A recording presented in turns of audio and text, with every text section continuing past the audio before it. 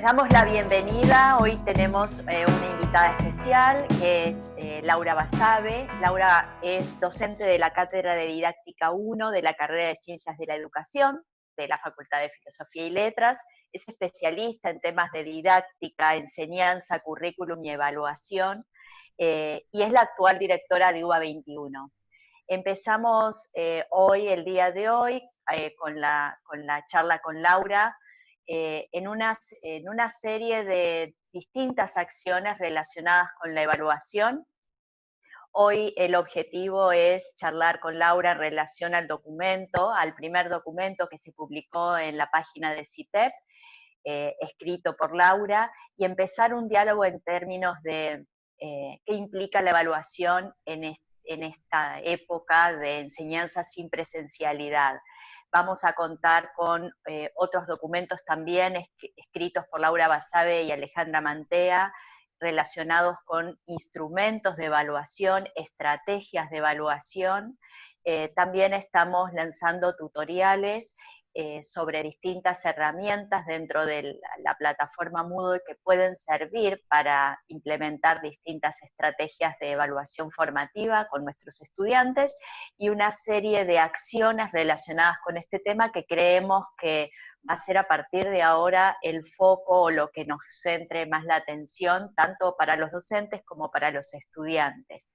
Así que bueno, te damos la bienvenida, Laura. Gracias por todo el trabajo que estás haciendo, bueno, en UBA 21, pero además todo este trabajo de producción para esta comunidad de docentes, para esta comunidad educativa con la que venimos reflexionando desde hace un mes y medio, y que, bueno, vamos profundizando en los temas que tienen que ver con este momento tan particular que nos toca vivir. Te doy la palabra, te escuchamos y, bueno. Bueno, muchas gracias, bienvenidos a todos. La verdad que ¿se escucha bien? Perfecto. Bueno, lo primero que quiero hacer es agradecer a la Secretaría de Asuntos Académicos y al CITEP esta invitación, y sobre todo la confianza la confianza que me dan para poder analizar y charlar con ustedes acerca de estos temas. Como decía Silvia, el propósito de este encuentro es conversar sobre un documento que se llama Alternativas para la Evaluación No Presencial. Después va a haber otros dos documentos que se están publicando en estos días, como les anticipó Silvia, uno sobre exámenes de respuesta cerrada y otro sobre exámenes de respuestas abiertas. En la conversación de hoy, en el título, que es Alternativas para la Evaluación No Presencial, hay como dos cosas no dichas, pero que me parece que forman parte del contexto y hay que explicitarlas.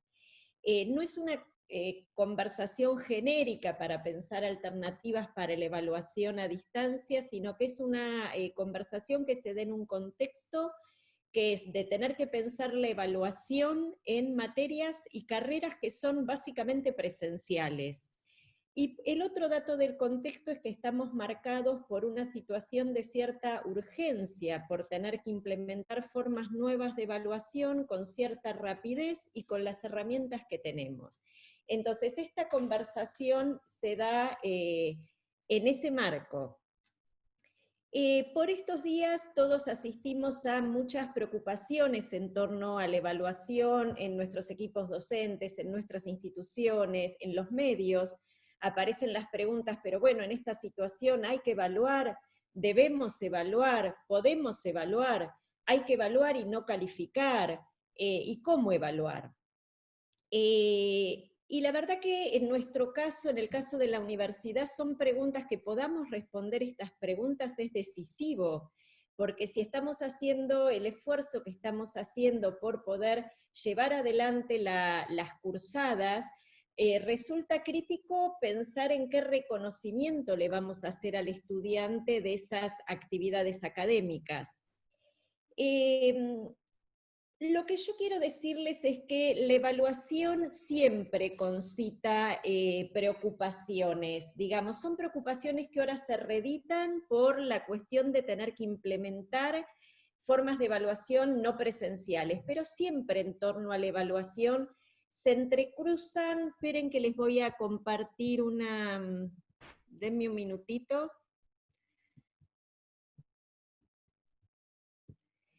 Siempre en torno a la evaluación se entrecruzan distintas tensiones, porque las decisiones relativas a la evaluación son decisiones que están muy condicionadas en otros aspectos de la enseñanza. Cada docente tiene más libertad para decidir, por ejemplo, qué estrategias de enseñanza va a usar en las clases, qué actividades va a realizar. En el caso de la evaluación hay como niveles de decisión y de definiciones que se van anidando. Entonces, las decisiones de cada docente están en el marco de un equipo de cátedra, en el marco del régimen de evaluación de la universidad y de la facultad, y también de las definiciones que hacen los organismos de gestión del sistema universitario. Por ejemplo, las definiciones de CONEAU acerca de los sistemas institucionales de educación a distancia. Y en la evaluación se cruzan además dimensiones que la primera y más evidente es que la evaluación implica decisiones acerca de la elección de instrumentos, el diseño, la interpretación de resultados, que son definiciones técnicas que tienen cierta complejidad. Lo segundo es que hay también dimensiones sociales vinculadas con el hecho de que mediante la evaluación las universidades estamos certificando competencias profesionales. Las universidades somos responsables de validar frente a otras agencias sociales que los estudiantes tienen las competencias, los conocimientos, las habilidades, las disposiciones que están expresadas como alcances en cada plan de estudio. Y esto se va validando en cada materia, es como que con cada materia nosotros vamos dando un cuadradito de ese gran diploma que el alumno recibe cuando termina. Entonces, la verdad que tenemos una responsabilidad muy grande. También en la evaluación se generan tensiones porque es como que en la evaluación se visibiliza esta tensión que tienen las instituciones educativas y las universidades, por un lado por incluir, por integrar, por retener, por favorecer el avance académico de los estudiantes, pero a la vez mecanismos de selección que van jugando y dan lugar a desgranamiento, a deserción y abandono. Y esto a veces se expresa o se visibiliza en torno a la evaluación.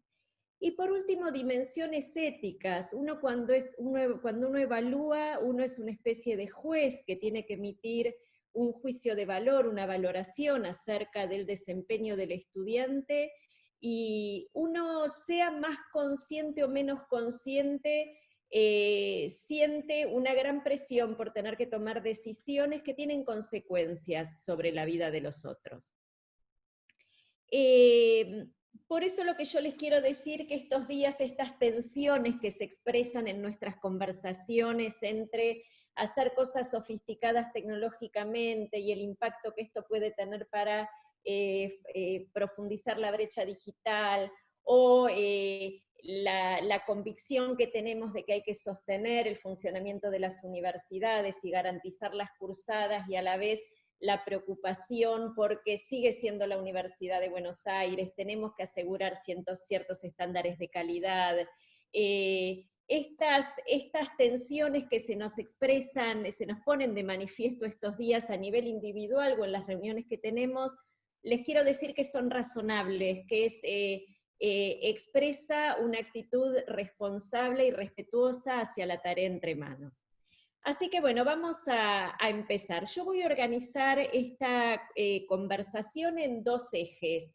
Por un lado, ¿qué podemos evaluar? ¿Qué funciones de la evaluación vamos a poder implementar de manera remota y cuáles no?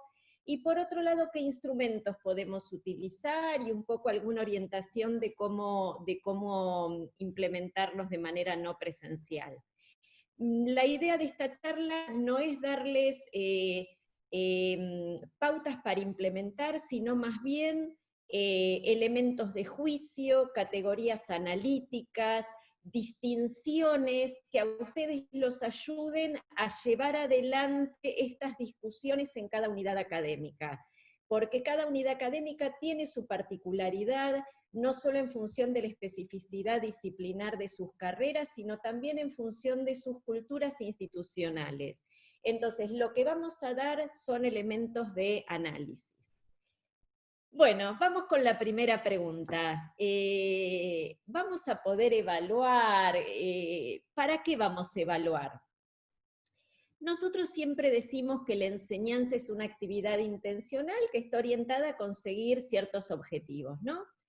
Y entonces la evaluación juega como un mecanismo de control interno, una especie de elemento de monitoreo que nos permite ver en qué medida lo que estamos haciendo nos está llevando en la dirección correcta. Entonces, la evaluación en términos generales, la función que tiene es de permitirnos obtener información acerca del proceso de aprendizaje de los estudiantes para poder orientar nuestras acciones de enseñanza. Ahora, hay distintos tipos de evaluación de acuerdo a los propósitos que cumple, ¿sí? Hay muchas clasificaciones, yo estoy tomando en general las 3 grandes funciones que cumple la evaluación. La evaluación, cuando está ubicada al final de un proceso, de un trayecto educativo, tiene funciones que llamamos sumativas, que en general están vinculadas a la certificación, a la acreditación al alumno de un curso, podría ser de una carrera, pero hoy hablemos de la escala de materias, que es la preocupación que tenemos más inmediata. Esa es la primera forma, que está muy asociada a la calificación, es la que tenemos habitualmente cuando uno dice evaluación, la representación inmediata son estas funciones de certificación. Pero hay otras 2 funciones. Una es la evaluación ubicada al inicio de un proceso educativo, que ahí las funciones son de diagnóstico, más vinculadas a la orientación, al diagnóstico de los conocimientos previos. Y la función formativa son las formas de evaluación que se dan durante el proceso educativo, ya no al inicio, al final, sino en el mientras tanto. Linda Lial, que es de donde yo tomo este esquema, dice que la evaluación al inicio y al final de un proceso educativo tienden más bien a evaluar si el estudiante se ajusta a las expectativas del sistema de formación. Es decir, al final cumplió o no cumplió las exigencias que tenía esta materia, los objetivos de aprendizaje que estaban previstos, etc. En cambio, la evaluación que se da en el durante, en el mientras tanto, tiene más bien la otra función, la función inversa, que es ajustar los medios de formación a las características de los estudiantes, ¿sí? Por eso es una evaluación formativa, porque da forma al proceso de aprendizaje, pero da forma también al proceso de enseñanza. Esperen que saco la presentación, ahí está. En general, los regímenes académicos de las distintas, de la universidad en general, contempla sobre todo la función formativa y sumativa. Esta función formativa se da de distintas maneras, mediante exámenes parciales, mediante entregas periódicas de los estudiantes, pero también es evaluación formativa aquellas orientaciones que del docente mientras se desarrolla una actividad en clase y pasa por los grupos dando indicaciones, etc. La evaluación sumativa de certificación estaría más localizada en los exámenes finales. Ahora, este esquema en los hechos no es tan limpio, porque en el caso de materias que tienen sistema de promoción directa, los exámenes parciales están cumpliendo una función de certificación y una función sumativa, ¿sí? Porque el examen final es una alternativa, llamémosla remedial, para aquellos que no alcanzan o un piso mínimo o un determinado promedio. Entonces, cuando hablamos de funciones certificativas, pueden ser los exámenes finales, pero pueden ser también los exámenes parciales cuando estos tienen promoción directa. Ahora, en Idealmente, uno podría evaluar de manera no presencial cualquier instancia, porque tiene como la batería técnica de instrumentos para hacerlo.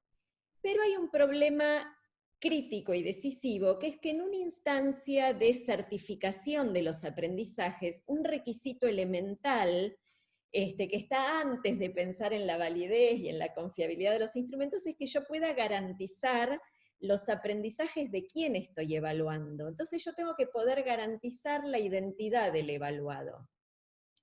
Esto es difícil de resolver a distancia. Por eso, la normativa de la Universidad de Buenos Aires establece que en el caso de materias a distancia, la evaluación orientada a la certificación tiene que ser presencial, es decir, los exámenes finales deben ser presenciales y los exámenes parciales, si son materias de promoción directa, también tienen que ser presenciales. Entonces, ¿qué es lo que vamos a poder evaluar a distancia? De manera no presencial. Vamos a poder desarrollar y debemos desarrollar todas las formas de evaluación formativa, pero tenemos que posponer, digamos, para cuando se puedan o administrar presencialmente o administrar mediante un mecanismo que permita el control de la identidad, las funciones de la evaluación orientadas a la certificación. En el caso de materias que tengan régimen de promoción directa, lo ideal sería poner en suspenso ese régimen de promoción directa, si no se va a poder en las evaluaciones parciales asegurar la identidad del evaluado.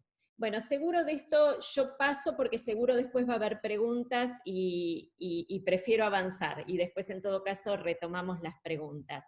Acá algo que les dejo también pensando es si estas evaluaciones formativas tienen que tener o no calificación. Si quieren lo dejamos para el final.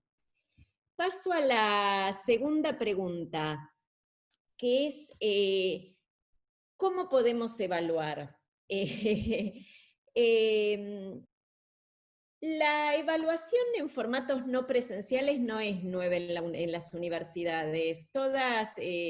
Muchas carreras tienen experiencias de exámenes domiciliarios, en las carreras proyectuales, toda la producción que hacen los estudiantes, de trabajos que entregan. La novedad de este momento es más bien tener que utilizar formas de evaluación no presencial en todos los casos y para todo, y en todas las materias. Esa es la novedad. Pero lo que les quiero transmitir es que la evaluación de manera no presencial no es un invento de ahora, ¿sí? Tenemos cierto bagaje de experiencia en la utilización.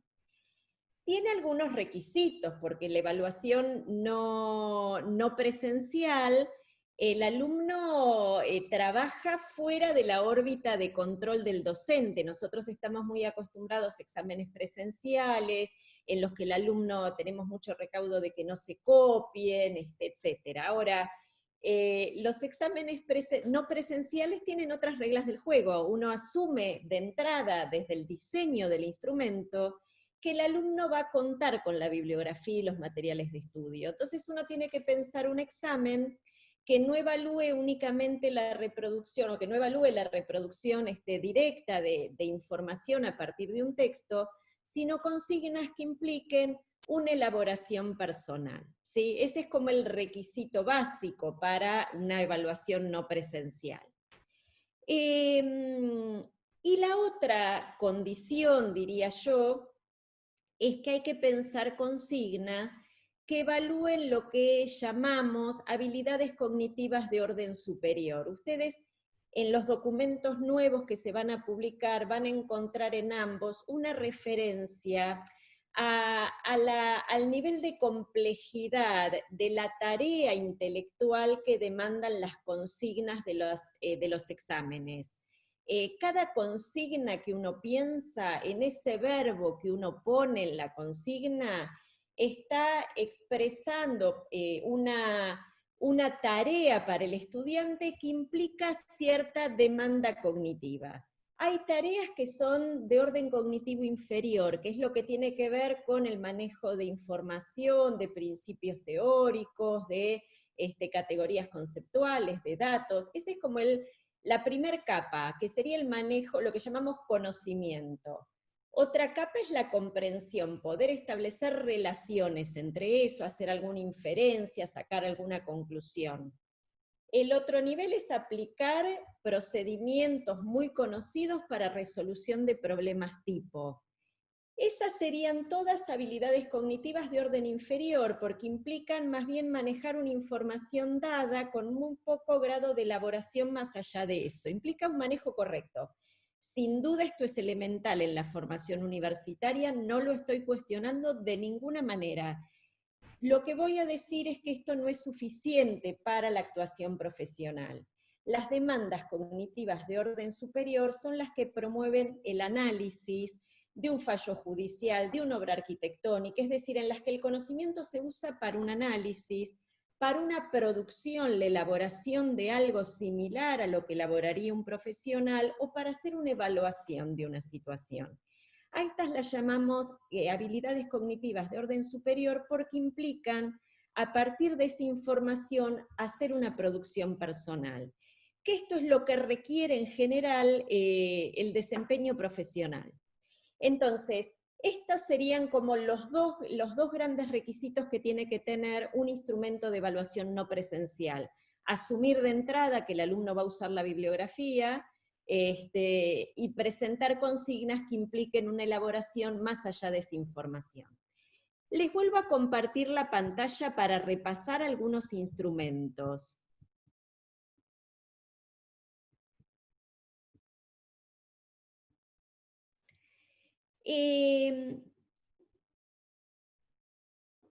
Nosotros podemos utilizar para evaluar de manera no presencial exámenes escritos. Yo voy a repasar rápidamente porque en general ustedes los conocen, si alguno no conocen, en las fichas estas nuevas, los documentos nuevos están más desarrollados.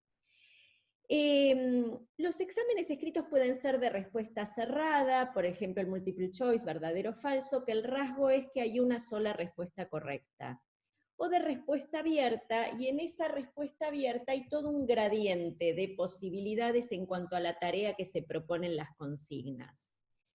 Los exámenes escritos de respuesta cerrada son más idóneos, digamos, para evaluar el manejo de información, la aplicación de procedimientos, esto que llamábamos las habilidades cognitivas de orden inferior. Pero muchas veces es como que se combinan con soportes, es decir, con un pequeño caso, con datos estadísticos, con una, no sé, información contable de una empresa, se combinan con un soporte y entonces las preguntas estructuran o respuestas a posibles análisis, a posibles cursos de acción, ¿sí? Entonces, son un instrumento idóneo para evaluar esta capa básica de conocimiento, comprensión, pero pueden ser forzados un poquito para evaluar otro tipo de desempeños. Ahora, ¿qué ventaja tienen en una situación como la que estamos cursando? Permiten una respuesta automática. Uno los puede, al tener una y solo una respuesta correcta, uno puede programarlos en alguna plataforma, en algún campus virtual, hasta incluso con un formulario de Google, y entonces uno puede generar instancias de retroalimentación muy frecuentes para el estudiante, dada esta facilidad de corrección. ¿Se entiende? O sea, no es que es... cada instrumento tiene sus fortalezas y debilidades, ¿sí? Los ítems de respuestas cerradas tienen sus limitaciones, pueden ser mejorados para evaluar otro tipo de desempeños y tienen esta gran ventaja de la automatización de la corrección.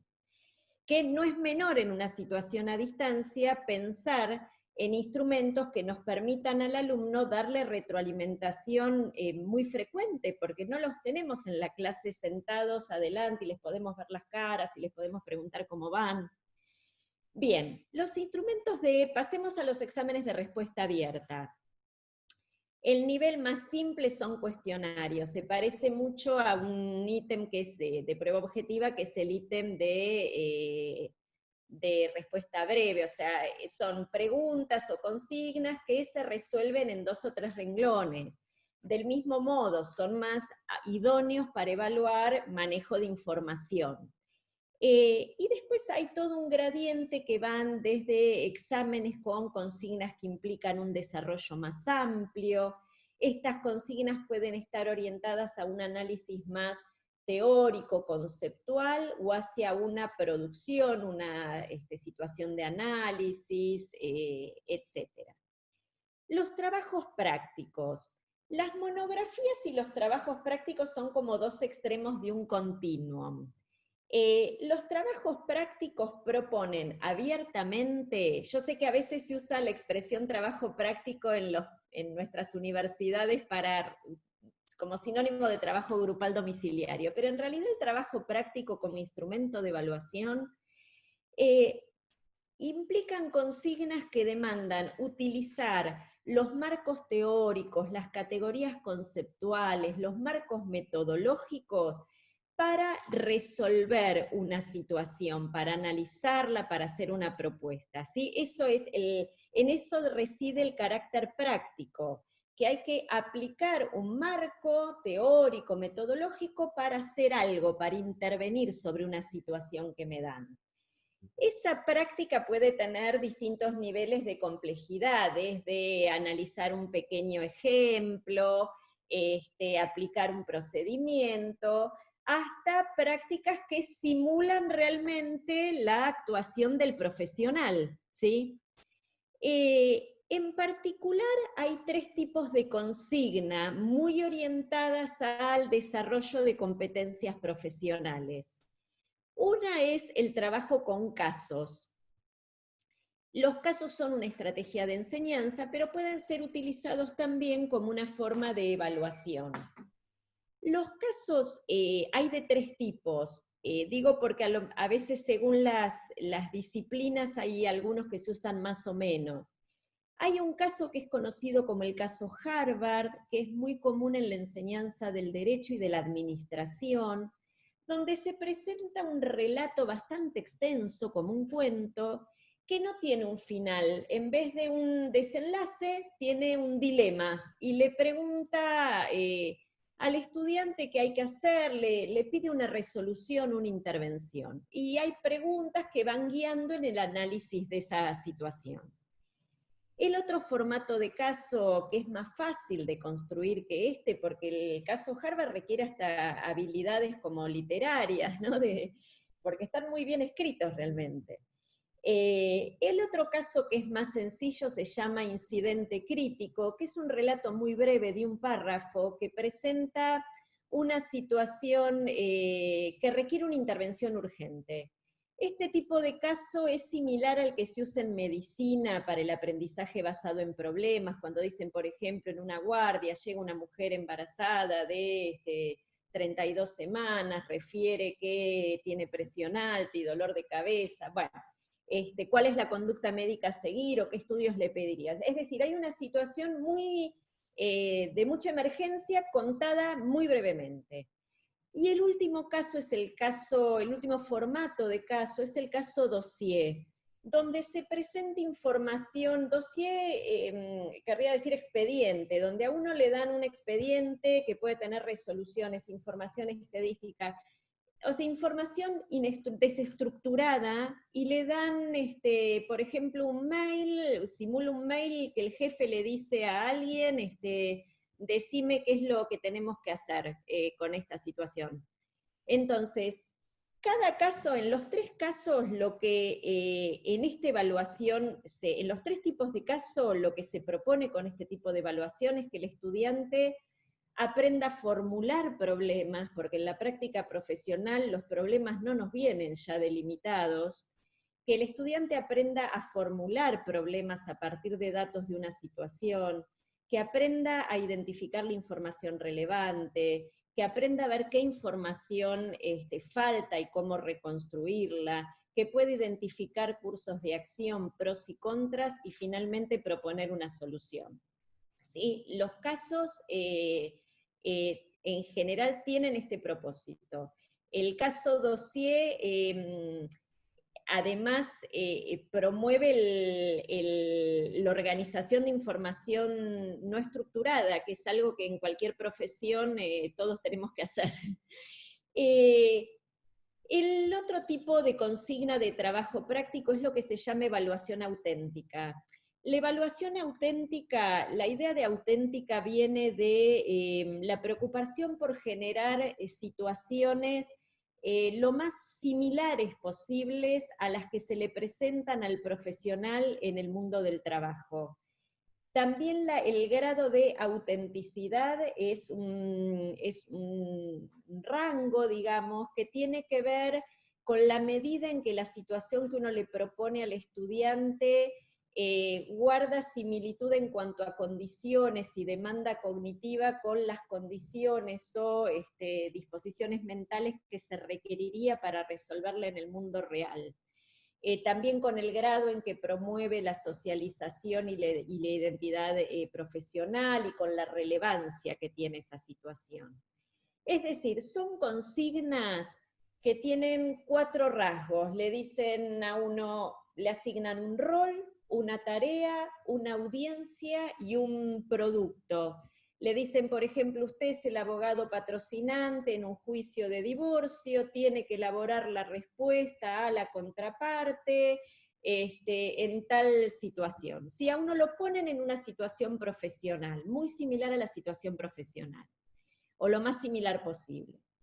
Y el último tipo de consigna es lo que llamamos problemas abiertos. El problema se diferencia de un ejercicio, porque el ejercicio tiene una respuesta única, son esos problemas que conocemos, si una persona hace tanto en un día, cuánto hará en 3 días, o cuántos días le llevará. En el caso de los ejercicios, los llamamos problemas a veces en la vida cotidiana de las instituciones educativas, pero en realidad son situaciones muy artificiales para practicar un procedimiento, ya conocido de antemano. Si se identifican bien los datos de la situación y se conoce qué procedimiento aplicar, solo resta aplicarlo bien. En realidad no son problemas, porque ya la respuesta la conocemos de antes. Cuando hablamos de problemas abiertos nos referimos a situaciones en las que realmente no sabemos cómo resolverla, y hay que hacer un trabajo de indagación, como si uno le dijera a un ingeniero en telecomunicaciones que hay que pensar en determinada zona montañosa, cómo hay que ubicar las antenas para que las montañas, el relieve y otras dificultades no interfieren en la transmisión de las señales. En realidad, estos 3 tipos de consignas que mencioné dentro del trabajo práctico, el análisis de casos, la evaluación auténtica y los problemas, en realidad las 3 son formas de resolución de problemas. Pero yo las separo porque, por ejemplo, los problemas abiertos son más comunes en ingeniería, como que hay ciertas denominaciones de las consignas o de los instrumentos que también se van creando dentro de las tradiciones de enseñanza de cada disciplina. El portfolio es un instrumento que implica que el alumno arma una carpeta con distintos trabajos. El portfolio tiene 2 particularidades. Una es que el estudiante puede elegir qué incluye en ese portfolio, como si fuera un profesional que lleva su producción a alguien, por ejemplo, que lo va a contratar, o un potencial empleador. Y también que esos trabajos no son, cada entrega tiene que tener las mejoras derivadas de las sugerencias que les haya hecho el docente. Entonces, el portfolio permite no solo evaluar los aprendizajes en un momento puntual, en un momento final, sino que implica hacer ciertas inferencias o visibilizan un poco, es un instrumento que visibiliza un poco el proceso del estudiante.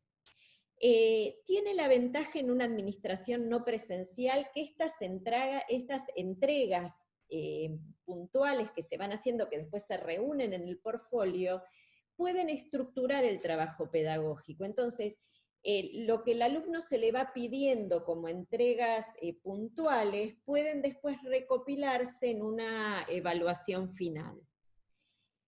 La monografía sería el otro extremo del trabajo práctico, digamos. El trabajo práctico por definición implica consignas que requieren una aplicación práctica de conocimientos conceptuales, teóricos, metodológicos.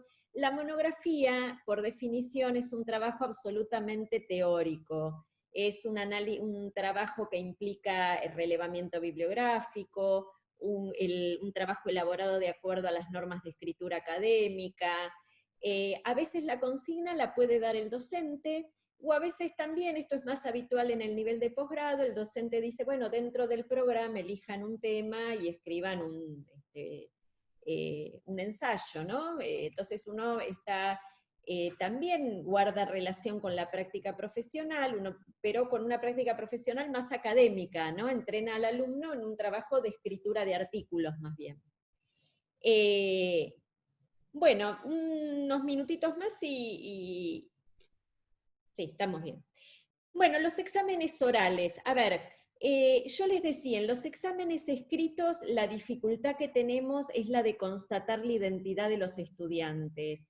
Hay algunas herramientas, uno puede pensar en datos biométricos. Esta mañana escuchaba en la radio antes de, mientras me preparaba para el encuentro con ustedes, todos los mecanismos de seguridad que están implementando en el Congreso de la Nación para validar la identidad, la protección, cómo les tomaban distintas fotos de las caras con distintas expresiones, etc. Yo no digo que no sea imposible validar la identidad en trabajos escritos, hechos en línea, ¿no? Sincrónicamente. Pero hoy la verdad que no son herramientas que tengamos en la universidad, no todos los alumnos tienen cámara en sus computadoras, no es algo en lo que podamos pensar de manera inmediata.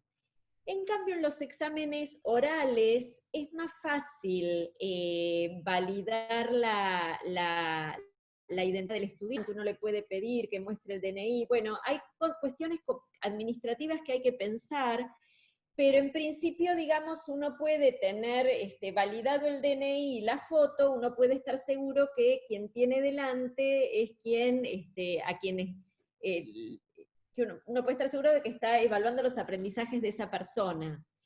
El problema con los exámenes orales es que son muy costosos en términos de tiempo, son muy costosos, lleva mucho tiempo una entrevista con el estudiante, ¿no? Donde uno tiene que tener una conversación y tener suficiente evidencia del nivel de dominio de distintos temas del programa, etc. Yo ahí distinguí entre formas puras de examen oral y formas mixtas. O sea, formas puras sería cuando el examen oral es una entrevista donde el docente asigna ciertos temas y le pide al alumno que haga una presentación. A veces se le pide previamente si quiere preparar un tema. Y después hay formas mixtas. Las formas mixtas yo las llamo cuando lo que llamamos a veces coloquio, cuando este examen oral complementa un trabajo escrito previo del estudiante. Entonces esto por ahí agiliza un poco la presentación, el examen oral. Y después acá la verdad que les quiero ser honesta, acá la verdad que no tengo gran experiencia, pero es algo que vamos a tener que pensar, que es en lo que llamamos exámenes de actuación. Hay muchos desempeños, o sea, muchas de las cosas que enseñamos en las universidades implican un desempeño motriz, digamos. Nosotros siempre distinguimos entre distintos tipos de contenido, distintas capas de contenido que tienen nuestras materias, distintas dimensiones formativas. Hay información, conceptos, teorías, ¿no? Como toda una parte de los contenidos orientada a dar categorías conceptuales que nos ayudan a entender mejor una porción de la realidad. Hay otros contenidos que implican destrezas, habilidades.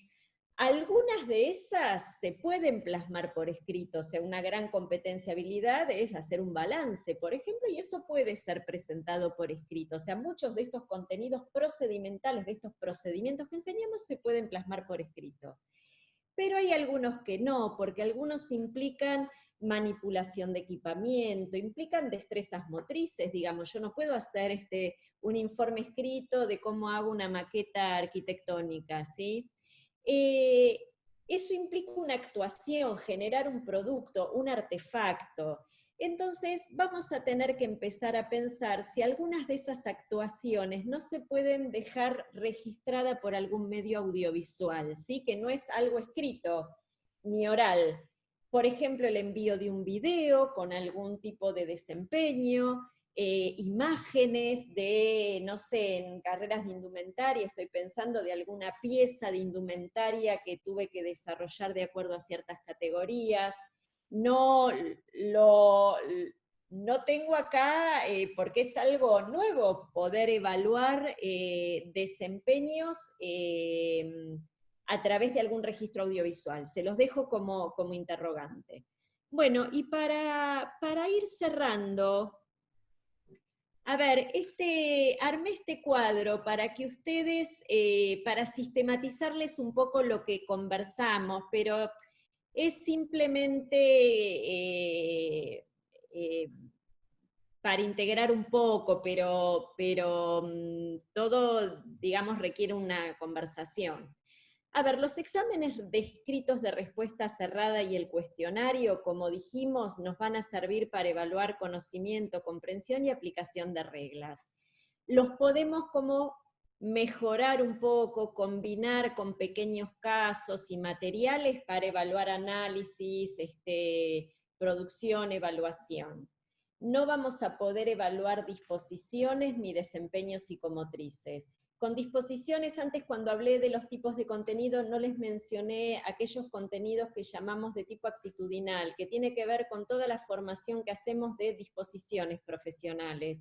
Por ejemplo, el respeto de las normas de seguridad en un laboratorio, por ejemplo, la actitud del médico cuando hace un interrogatorio clínico, por ejemplo, las perspectivas que puede haber de análisis crítico de obras arquitectónicas. Bueno, hay como un montón de cosas que enseñamos que tiene que ver con disposiciones que son más difíciles de evaluar en general y en particular de manera remota, pero uno puede en los exámenes a desarrollar, incluir cuestiones que impliquen toma de posiciones, que permitan poner de manifiesto, que el alumno ponga en juego alguna actitud frente a la situación profesional. Como verán, los exámenes escritos con preguntas amplias y las pruebas orales son de los instrumentos más dúctiles, ¿no? Que nos permiten movernos en las distintas demandas, en distintos tipos de tarea. Nos sirven para evaluar desempeños motrices. Y ahí, bueno, queda la última cuestión de las pruebas de desempeño, que son en aquellos casos que tengamos que evaluar desempeños motrices.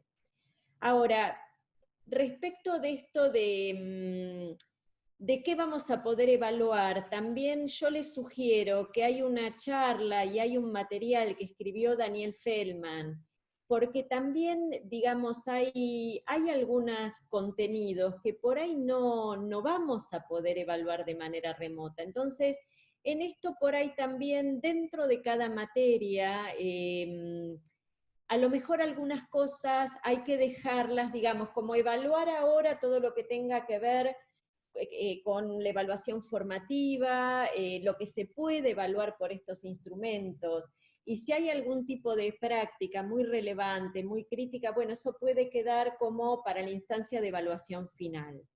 Pero entonces yo como cierre, lo que les quiero transmitir es que mi idea es que estos elementos sirvan para pensar dentro de cada materia con un sentido de responsabilidad grande, qué vamos a poder evaluar, cómo lo vamos a hacer, y esto es una respuesta que varía, me parece, no solo dentro de cada unidad académica, sino también dentro de cada materia, porque cada materia según el campo de formación en el que esté en el plan de estudios, combina de distintas maneras esto que yo les decía de los contenidos más conceptuales o más procedimentales. Por supuesto, a medida que uno se acerca a las materias de los últimos años del campo profesional, todo este componente de la formación práctica tiene mucha más intensidad que en las materias del CBC, ¿se entiende? Entonces esto hay que pensarlo no solo por unidad académica, sino por materia en relación con el campo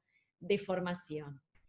Bueno, yo voy a sacar la presentación y me gustaría que hagamos un espacio para preguntas. Hola Laura, bueno, mientras vos hablabas, muchos fueron planteando algunos interrogantes en el chat y es lo que estamos sistematizando con Paz y Lucía para poder compartirte. En principio, bueno, excelente y muy clara tu exposición en relación a la complejidad que tiene este tema y la gran variedad de situaciones que pudiste plantear con ejemplos muy concretos en relación también a miradas distintas de acuerdo a las distintas disciplinas y carreras, ¿no? Bueno, no sé, Paz y Lucía, si tienen algo ya como para compartir. Bueno, yo si quieren, mientras sistematizan, empiezo por una pregunta que esta mañana intercambié por WhatsApp con alguien de la Facultad de Agronomía. No digo el nombre por si no la persona no quiere. ¿Qué hacer en la evaluación formativa? Si poner nota o no poner nota. O sea, la idea de hacer la evaluación formativa es que al alumno le quede regularizada la cursada, ¿no? Esto no sé si lo dije antes, que quede habilitado para dar el examen final.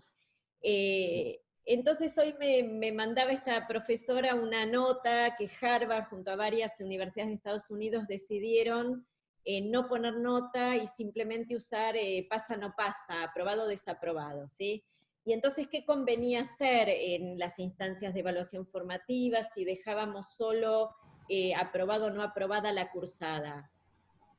A ver, yo les cuento ventajas y desventajas. El sistema de calificación aprobado o no aprobado, bueno, requeriría en principio también alguna aprobación en el régimen académico de cada facultad, ¿no? Pero es un sistema de calificación más confiable en el sentido de que hay solo 2 grados, entonces es más difícil meter la pata. Y sobre todo en la evaluación a distancia, donde hay una evaluación más frecuente, uno pone aprobó, no aprobó, cumplido, no cumplido, y es más fácil para el docente evaluar. Ahora, como calificación de la cursada, desde el punto de vista del aprendizaje, yo creo que un sistema de calificación aprobado o no aprobado desalienta mucho el esfuerzo del estudiante, porque el estudiante más o menos cuida su promedio, entonces si va a ser solo aprobado, esto me parece que desalienta un poco el esfuerzo, y también me parece que hay alumnos que no tienen tan desarrolladas sus habilidades metacognitivas, es decir, la capacidad de darse cuenta cuándo comprendieron, cuándo no comprendieron, qué les falta para comprender, qué tienen que averiguar. Esto es algo que se va desarrollando también a lo largo de la formación universitaria. Entonces, la calificación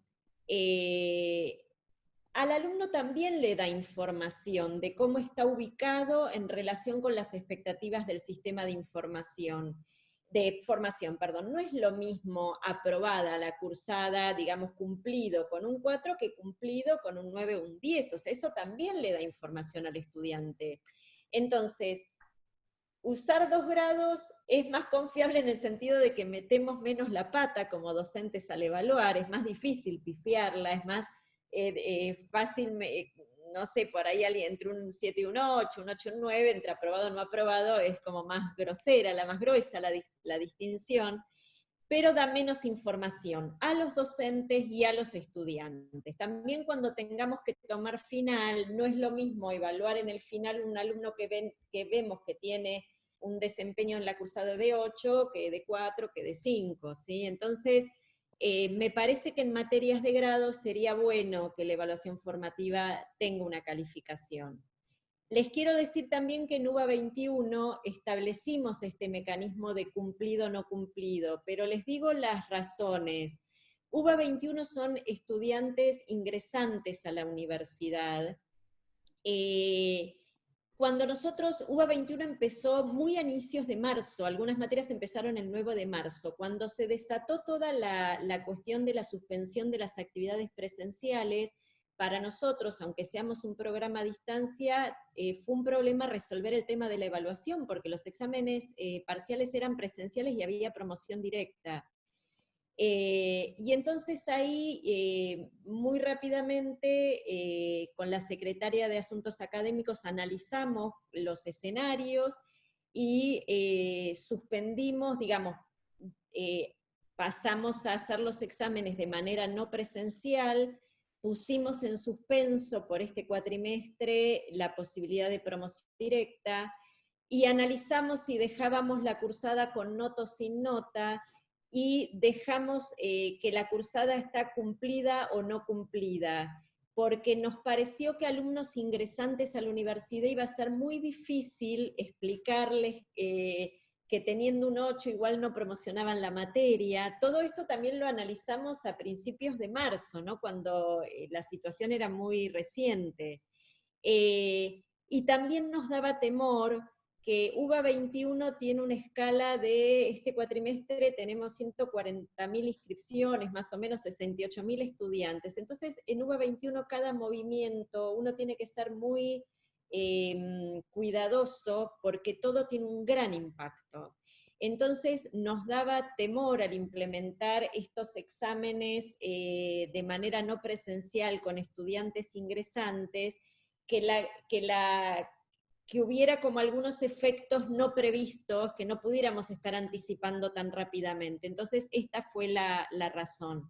Pero en estudiantes de grado, la calificación, la nota, le puede dar al estudiante una información adicional acerca de su desempeño. Bueno, ¿qué otra? Gracias, Laura. Hay una que tiene que ver con el lugar que tienen las prácticas en la coevaluación. Sí, sí. Sí, está muy bien hablar de eso.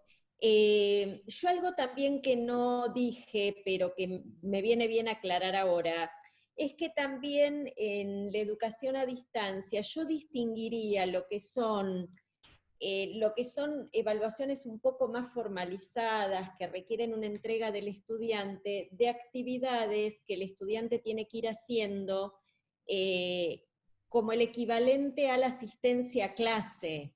O sea, uno tiene que ir proponiendo actividades al estudiante porque en eso se basa la tarea de enseñanza y de aprendizaje en la educación a distancia. Ahora, no todas esas tareas tienen que tener una corrección formalizada. También porque para el docente lleva muchísimo tiempo, uno puede corregir parciales en 2 o 3 momentos del cuatrimestre, pero es difícil corregir trabajos todas las semanas. Entonces, por eso acá aparecen también alternativas que a mí me gustaría analizar desde el punto de vista práctico, que no es menor, y desde el punto de vista pedagógico. Una es la organización de trabajos grupales.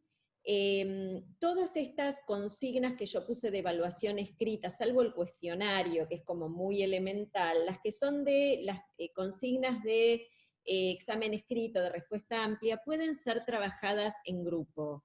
El trabajo grupal tiene grandes ventajas que implican para el estudiante más tiempo en tarea, aprender habilidades interpersonales, discutir con otros, hay avance cognitivo. Bueno, la investigación ha demostrado que tiene grandes ventajas.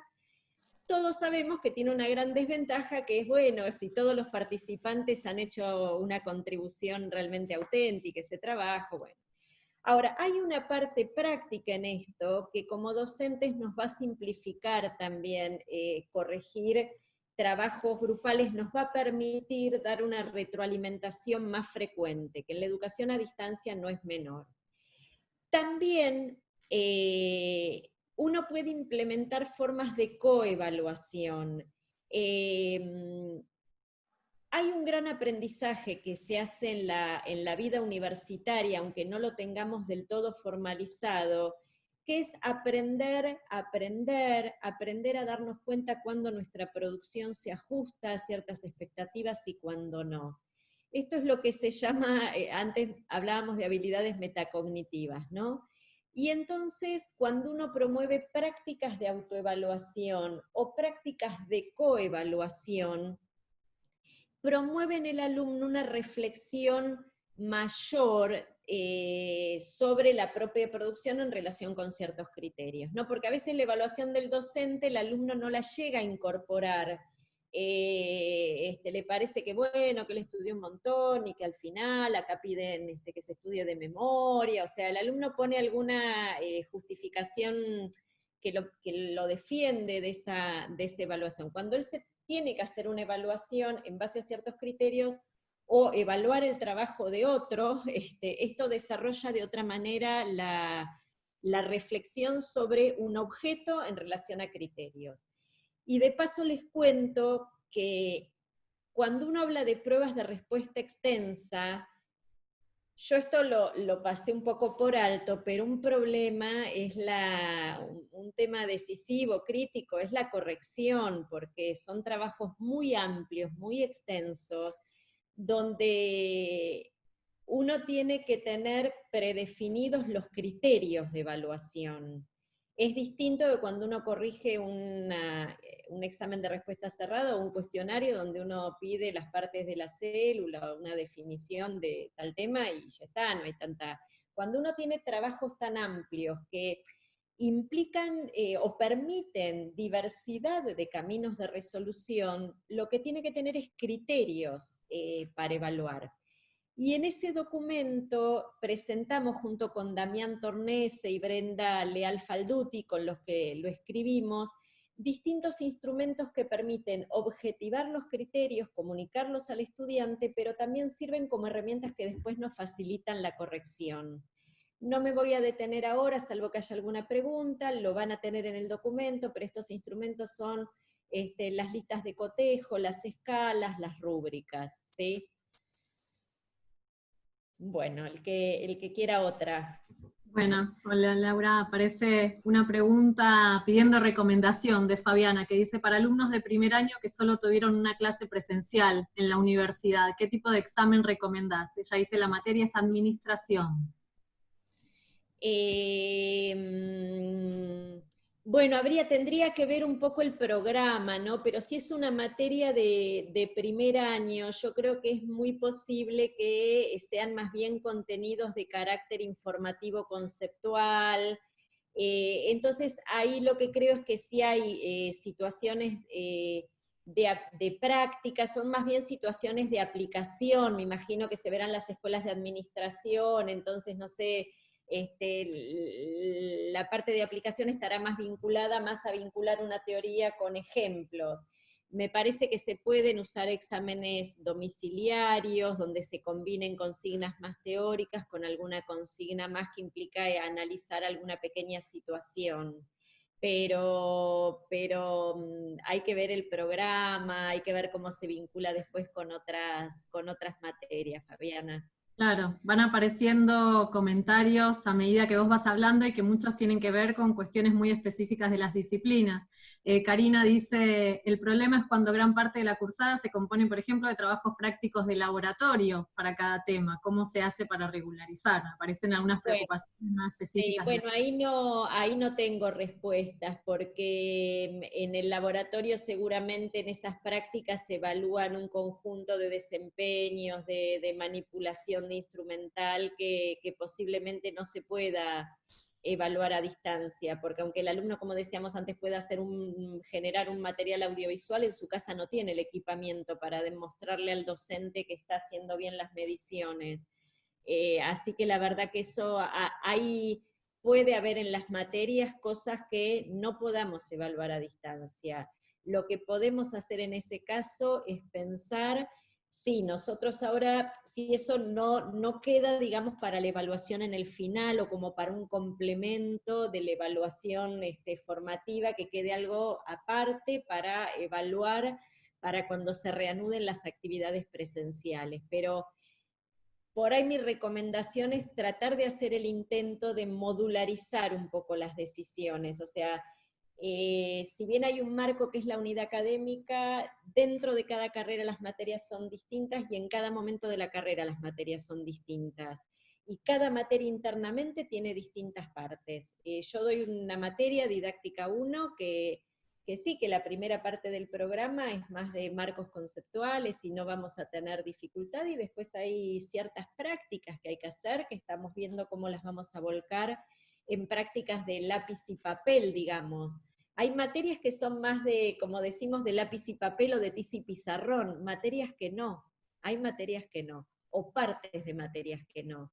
Eso eso hay que analizarlo, lo tienen que analizar dentro del equipo docente.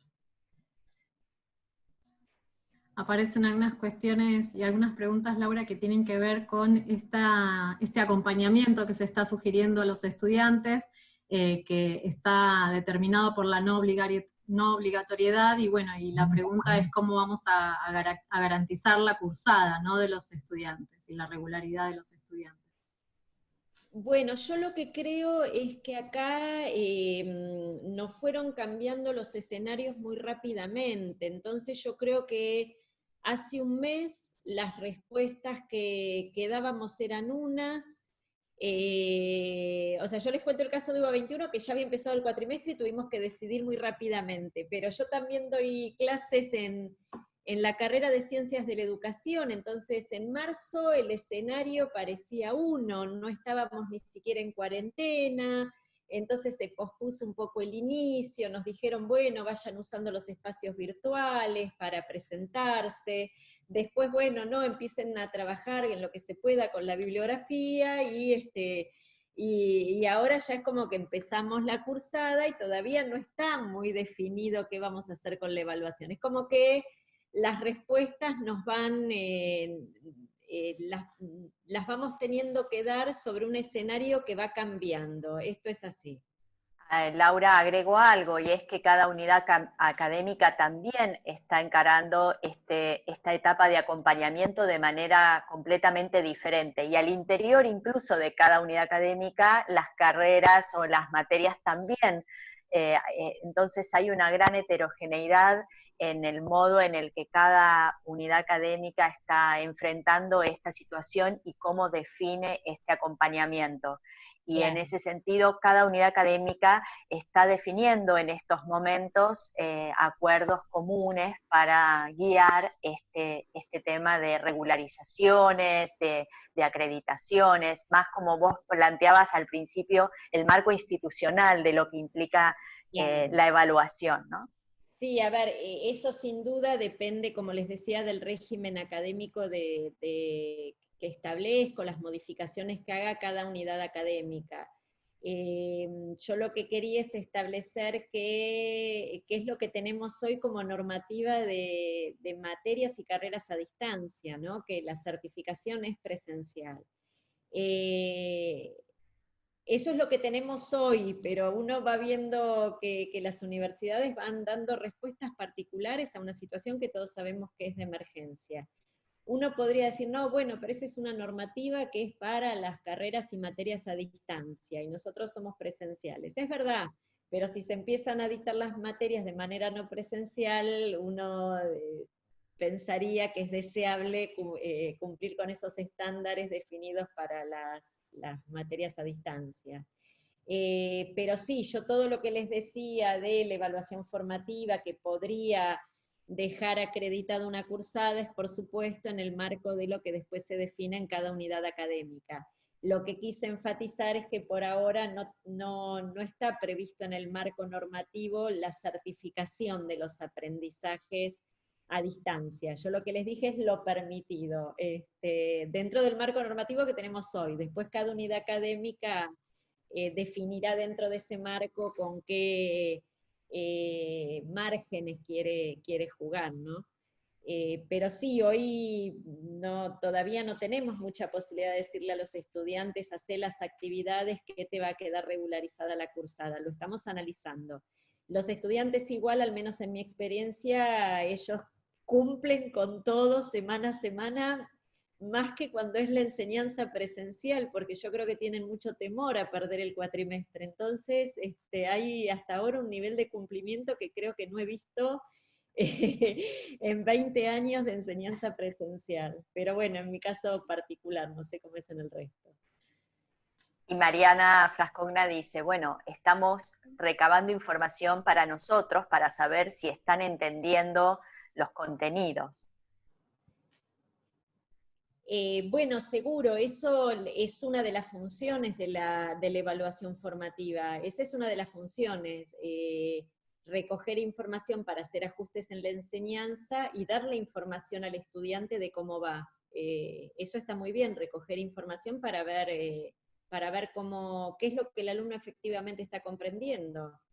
Porque vieron que a veces también en la enseñanza presencial uno da clase y todo el tiempo dice, se entiende, hasta acá alguna duda, y que está bien, mejor que uno haga eso que no haga nada, pero en realidad lo que uno tiene que hacer es presentar una pregunta que ponga en evidencia si el alumno está entendiendo o no, y qué diría tal autor de esto que yo estoy diciendo, y ahí uno se da cuenta a partir de las respuestas que el alumno no estaba entendiendo.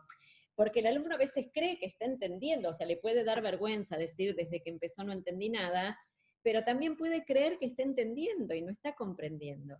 Bueno, y mucho más, si esto pasa en la enseñanza presencial, que uno más o menos les ve las caras y puede hacer todo esto, mucho más en la enseñanza a distancia. Uno necesita mecanismos para ver cómo va la cosa, ¿no? Estas entregas periódicas, pero bueno, siempre regulando con que uno de los requisitos de los instrumentos de evaluación, además de la confiabilidad y la validez, es la practicidad. Tienen que ser administrables con los docentes que tenemos, con los tiempos que tenemos, con los recursos que tenemos. Por eso yo les enfatizaba por ahí el valor pedagógico que puede tener los ítems de respuesta cerrada en este momento, porque le dan al alumno mucha información, de si entendió o no entendió, con poco esfuerzo docente, el esfuerzo sí del diseño, ¿no?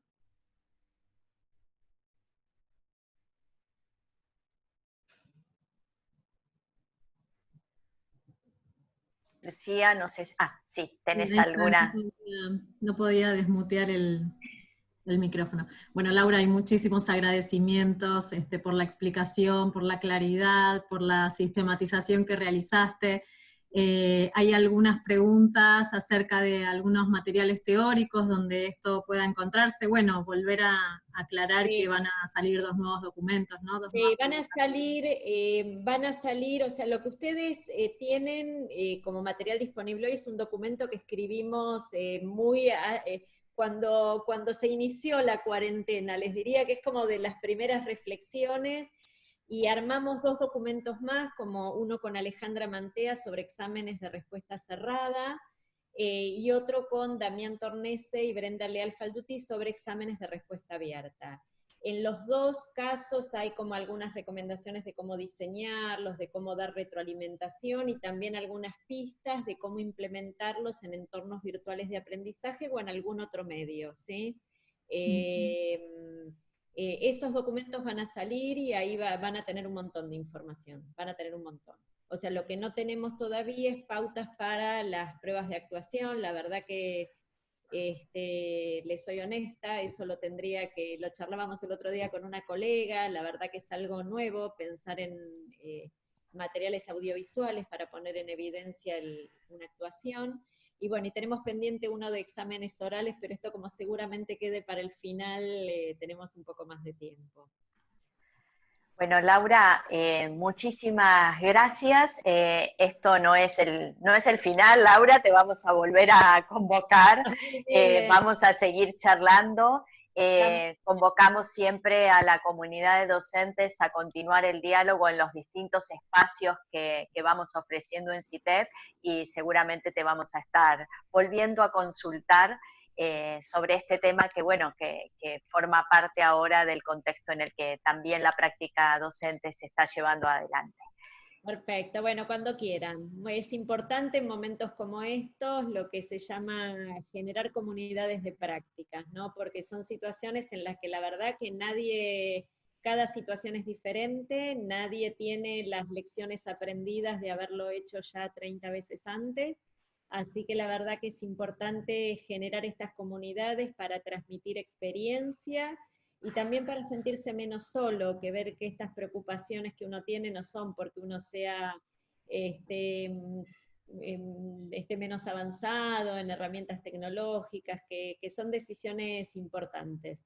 Bueno, muchas gracias a todos. Gracias Laura. Bueno, nos volvemos a ver con la gente en las próximas actividades. El lunes que viene tenemos la presentación de un proyecto UBATIC que desarrollaron una aplicación para el trabajo de portfolios. Es una cátedra de FADU a cargo de Anabela Rondina y va a estar haciendo la presentación, así que bueno, también en esta misma línea de estrategias de evaluación, y habiendo hecho Laura justamente la presentación sobre portfolios, los invitamos también el lunes a participar y bueno, y a sumarse a las otras actividades. Gracias Laura, nos despedimos, hasta la próxima. Bueno, adiós, muchas gracias.